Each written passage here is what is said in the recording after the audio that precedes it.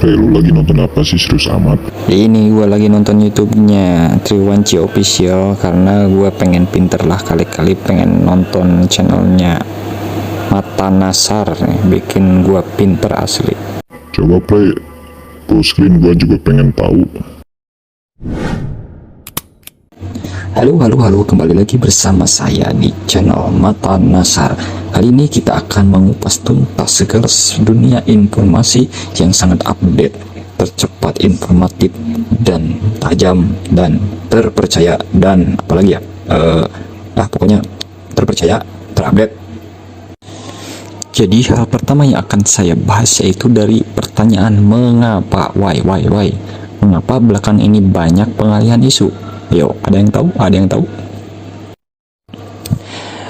Teman-teman, siapa yang tidak setuju belakang ini di media semakin diramaikan oleh banyaknya isu besar? Belum juga sampai pada konklusi akhir kasus Ferdy Sambo, tiba-tiba saja kita disuguhkan kabar menghebohkan lain, yaitu kenaikan harga BBM, jenis Pertalite, solar, dan Pertamax.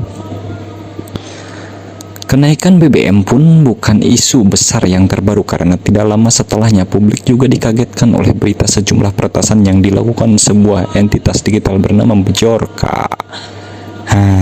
Pasti pada tahu kan Bejorka? Perbincangan soal Bejorka sendiri menjadi sangat menarik karena serangan yang tadinya hanya berupa peretasan saja telah berubah menjadi aksi politik karena peretasan semakin diarahkan pada tokoh-tokoh politik besar. Belum lagi kasus KDRT-nya Lesti Bilar yang sempat menggegerkan jagat maya, yang sampai semua dibicarakan. Ibu-ibu, bapak-bapak, adik-adik, kakak-kakak semua mengomongkan Lesti Bilar. Ditambah lagi peristiwa Kanjuruhan yang perlahan seolah-olah tidak terdengar lagi karena tergantikan oleh isu yang lain. Karena itu, tidak berarti bila saat ini banyak orang yang memberi perhatian pada perkembangan berita Bejorka. Di balik itu, kita juga tidak boleh melupakan sejumlah isu besar lain yang bermain di belakang layar. Contohnya adalah kenaikan harga telur ayam, wacana tambahan anggaran ibu kota negara atau IKN, dan keprihatinan terhadap ancaman inflasi. Nah, sebagian orang mulai menyadari bahwa sesudah terlalu banyak isu yang bergulir saat ini akan mengatakan bahwa berita-berita besar yang beredar adalah pengalihan isu. Terlepas dari benar atau tidaknya dugaan seperti itu, mulut gua ampun, kita memang tidak bisa pungkiri bahwa perhatian publik berhasil terpecah-pecah bahkan ketika suatu isu belum mencapai kesimpulan akhirnya. Tapi pertanyaan besarnya adalah jika masing-masing isu besar yang beredar dianggap sebagai pengalihan isu, gimana sih Pak Belit ya? Mengapa pengalihan tersebut datang secara bertubi-tubi? Kira-kira apa sebenarnya motif tersebut di balik pengalihan isu tersebut?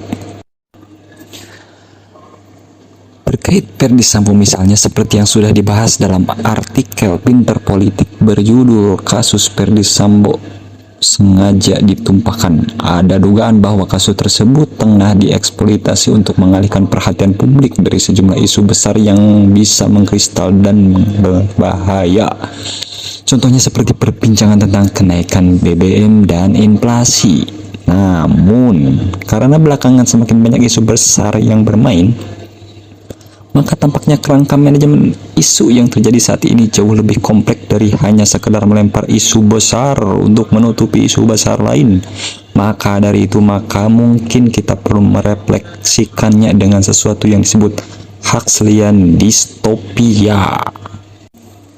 Istilah Huxleyan distopia diambil dari dunia distopia, dunia kelam, yang dibayangkan menulis Aldous Huxley dalam bukunya yang berjudul Brave New World. Di dalam buku itu, Huxley mengimajinasikan sebuah pemerintahan di masa depan yang mengontrol masyarakatnya dengan membanjiri informasi.